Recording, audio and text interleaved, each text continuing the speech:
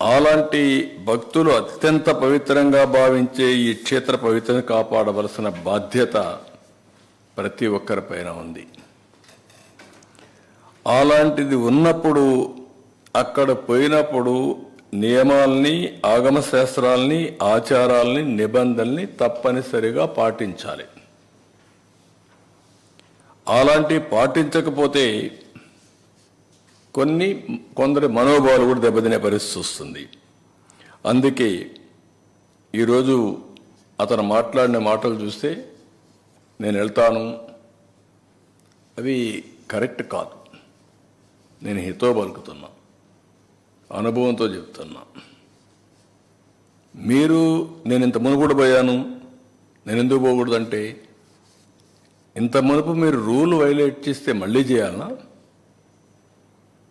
ఇంత మునుపు చట్టాన్ని ధిక్కరించి మీరు బెదిరించి లోపలికి పోతే శాశ్వతంగా అధికారం అవుతుందా? అది శాసనాల్ని, చట్టాలని చేసే శాసనసభ్యులు మనం చేసిన శాసనాల్ని గౌరవించకపోతే ప్రజలు ఎందుకు గౌరవించాలి? అంటే రౌడీజం చేస్తాం, ఏమైనా చేస్తాం అనే విధంగా మాట్లాడడం కరెక్ట్ కాదు.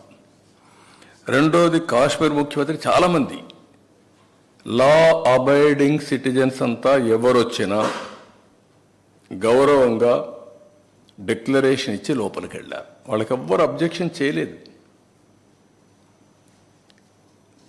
అదే మరిగా ఇప్పుడు మాట్లాడుతూ ఒక మాట మాట్లాడుతున్నాడు, నేను 4 గోడల మధ్య బైబిల్ ప్రాక్టీస్ చేస్తానని, బయటకు వెళ్తే హిందూ మతాన్ని గౌరవిస్తానని.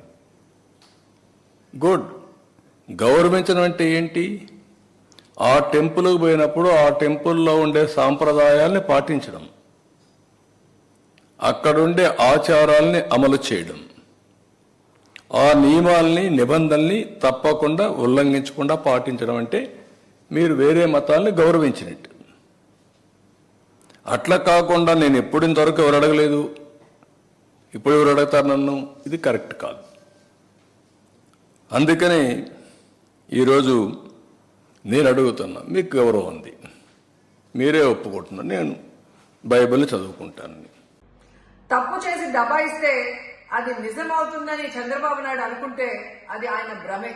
జనాన్ని మాయ చేసినట్టు శ్రీవారిని మోసం చేయాలంటే కుదరదన్న విషయం చంద్రబాబు నాయుడు తెలుసుకోవాలి.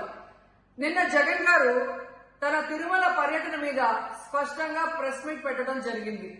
అయినా దాన్ని ఒప్పుకోకుండా చంద్రబాబు నాయుడు తప్పుల మీద తప్పులు చేస్తూ మళ్లీ మాట్లాడతాడు. జగన్మోహన్ రెడ్డి గారు తిరుమల రావడానికి భయపడుతున్నాడు, డిక్లరేషన్ ఇవ్వబడుతుంది కాబట్టి ఎస్కేప్ అవుతున్నాడు అని చెప్పి సూటిగా చంద్రబాబు నాయుడు గారికి చెప్తున్నా. చంద్రబాబు నాయుడు జగన్ గారి దమ్ము ధైర్యం గురించి రాష్ట్ర ప్రజలందరికీ బాగా తెలుసు.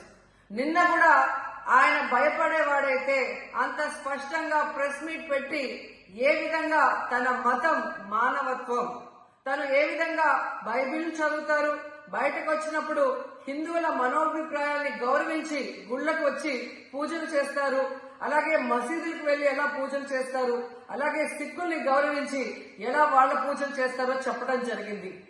ఈ రోజు మీకు క్లియర్ గా తెలుసుకోవాల్సిన విషయం, మీకు దేవుడు అంటే భయం, భక్తి లేదు కాబట్టి ఏంటనేది మీకు అర్థం కాదు. కానీ ఒక భక్తుడికి దేవుడి దగ్గరికి వెళ్ళాలి అన్నప్పుడు ప్రశాంతమైన వాతావరణంలో వెళ్ళాలనుకుంటాడు, ప్రశాంతంగా భగవంతుణ్ణి పూజించాలని అనుకుంటాడు. కానీ ఈ రోజు మీరు జగన్మోహన్ రెడ్డి గారు తిరుమలకు వస్తారని అనౌన్స్ చేసిన దగ్గర నుంచి బీజేపీలో కొందరు, జనసేన, తెలుగుదేశం పార్టీ ఎలా అలజడి సృష్టిస్తున్నారో అందరూ కూడా గమనిస్తున్నారు. ఏ విధంగా అలిపిరి దగ్గర మేము అటాక్ చేస్తాం, అడ్డుకుంటామని చెప్పటం, అలాగే వైఎస్ఆర్ కాంగ్రెస్ పార్టీ నాయకులందరికీ, కార్యకర్తలందరికీ నోటీసులు ఇచ్చి జగన్మోహన్ రెడ్డి గారి పర్యటనకి పర్మిషన్ లేదు కాబట్టి ఎవరొచ్చినా అరెస్ట్ చేస్తామన్నట్టుగా భయభ్రాంతులకు మీరు ఎలా గురి చేశారు.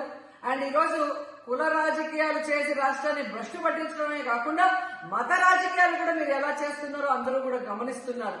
ఇలాంటి వాతావరణంలో దర్శనం చేసుకోలేము కాబట్టే జగన్మోహన్ రెడ్డి గారు ఏ విధంగా ఆ తిరుమల ట్రిప్ ని క్యాన్సిల్ చేసి తన అభిప్రాయాల్ని ప్రెస్ ద్వారా ప్రజలకి తెలియజేయడం జరిగింది.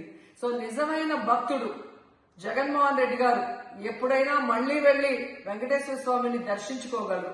5 సంవత్సరాలు తన తండ్రి మరి ముఖ్యమంత్రిగా వెంకటేశ్వర స్వామికి పట్టు వస్త్రాలు ఇచ్చారు.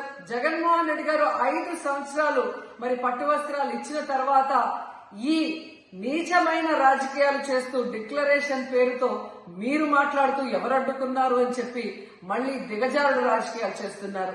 సో భగవంతుడితో పెట్టుకున్న చంద్రబాబు నాయుడు నీతో పాటు ఆడిస్తే ఆడే వాళ్ళందరికీ కూడా భగవంతుడు గట్టిగా సమాధానం చెప్తాడు.